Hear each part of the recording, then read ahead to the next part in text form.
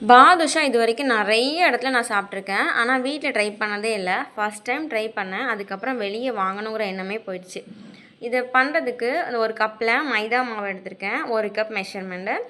அப்புறமா 1 பிஞ்ச் அளவு உப்பு ஆட் பண்ணியிருக்கேன். அதே அளவுக்கு 1 பிஞ்ச் அளவுக்கு சோடா உப்பும் நான் இதுல வந்து ஆட் பண்ணியிருக்கேன். இந்த 2யும் ஆட் பண்ணிட்டு, தயிர் ஆட் பண்ணணும். அதாவது புளிக்காத தயிர். வீட்லயே இது உர ஊத்துனது. நம்ம மார்னிங் டைம்ல உர ஊத்துனா எப்படி இருக்குமோ அந்த தயிர் எடுத்துக்கோங்க. நெய் வந்து ஒரு 3 ஸ்பூன் நெய் எடுத்திருக்கேன். இது வீட்ல ஃப்ரெஷ்ஷா காய்ச்சது. உங்களுக்கு பழைய நெய் இருந்ததுனாலும், அத ஹீட் பண்ணிட்டு உள்ள வந்து நீங்க ஆட் பண்ணிக்கலாம். இதெல்லாம் ஆட் பண்ணிட்டு, அப்படியே மாவ லைட்டா பெசையணும். ஒண்ணோட ஒண்ணு ஒட்டாத அளவுக்கு இப்படி உதுத்து பார்த்தா அது உதிர்ந்து வரணும். இந்த ஸ்டேஜ்ல தண்ணி ஆட் பண்ணுங்க. தண்ணியுமே ரொம்ப ஆட் பண்ணிடக்கூடாது. கொஞ்சம் கொஞ்சமா தண்ணி ஆட் பண்ணி ரொம்ப அடிச்சு சப்பாத்தி மாவு பதத்துக்கு பெசையக்கூடாது. அந்த விரல்ல மட்டுமே வச்சு வந்துட்டு கொஞ்சம் அப்படி மெதுவா நீங்க பெசஞ்சு விடணும். அது வந்து நெய் எல்லாமே சேர்ந்துருக்கிறதுனால கையோட ஒண்ணோட ஒண்ணு ஒட்டாது. நார்மல் ஸ்டேஜ்ல தான் இருக்கும். நல்லா பெசஞ்சிட்டு நம்ம வந்து ஒரு 10 நிமிஷத்துக்கு அப்புறமா லேயர் பை லேயரா கீழேருந்து மேலே அப்படின்னு எடுத்து எடுத்து வைக்கணும். எதுக்காக அப்படின்னா, பாதுஷாவுல நெறைய லேயர் வந்து உள்ள ஃபார்ம் ஆகும். அது பெர்ஃபெக்ட்டா ஃபார்ம் ஆகணுங்கிறதுக்காக, இத வந்து நம்ம லேயர் பை லேயரா வந்துட்டு அடிக்கிறோம்.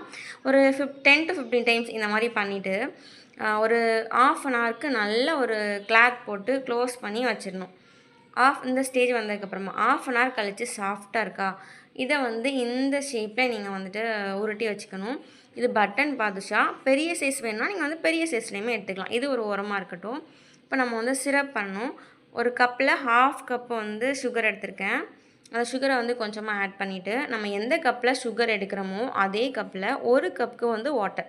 1/2 கப்ல சுகர், 1 கப்க்கு வாட்டர்.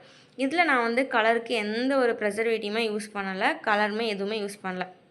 லைட்டா 2, 3 ஏலக்காய் மட்டும் தட்டி போடுறேன். நார்மல் ஃப்ளேவரே வந்து அந்த ஸ்மெல் சூப்பரா தான் இருந்தது. நெய்யோட ஸ்மெல்க்கு. ஸோ இது வந்து கொஞ்சம் நல்லா வந்து கம்பி பதம் வர வரைக்கும் நம்ம அப்படி கிண்டி விட்டுட்டு, இன்னொரு பக்கம் ஆயில் வந்து ரொம்ப ஹீட் ஆகக்கூடாது. நார்மல் ஸ்டேஜ்ல இருக்கும்போது இந்த பாதுஷாவெல்லாம் உள்ள போடுறேன். இது வந்து பட்டன் பாதுஷா. குட்டி குட்டியா இருக்கிறதுனால நம்ம நெறையாவே உள்ள ஆட் பண்ணுறேன். பெரிய சைஸ்ல இருந்தா நீங்க கொஞ்சம் கொஞ்சமா ஆட் பண்ணிக்கலாம். இந்த பாதுஷா வந்து மேலே பொங்கி வர ஸ்டைல்ல நீங்க எடுத்துறணும் மாத்தி போட்டுட்டு. இத அப்படியே எடுத்துட்டு நம்ம சிரப் பண்ணி வச்சிருந்தோம்ல, அதில வந்து போட்டுருங்க. ஒரு 5 to 10 மினிட்ஸ்க்கு அப்புறமா நீங்க ஊற விட்டுட்டு அப்படியே எடுத்துறணும். அதிலேயே போட்டுறக்கூடாது. எடுத்தீங்க அப்படின்னா, அந்த பாதுஷாவுல உள்ள அந்த சிரப் எல்லாம் ஊறி, ஸ்வீட் மைல்டா சூப்பரா இருக்கும். இப்போ பாருங்க, அப்படியே ரொம்ப சாஃப்ட்டா சாப்பிடும்போது பேக்கரியில வாங்குனா எப்படி இருக்குமோ, அதே டேஸ்ட்ல இருந்தது. ரொம்ப ஈஸியும் கூட. ட்ரை பண்ணி பார்த்துட்டு எப்படி இருக்குன்னு கமெண்ட்ல சொல்லுங்க. Thank you.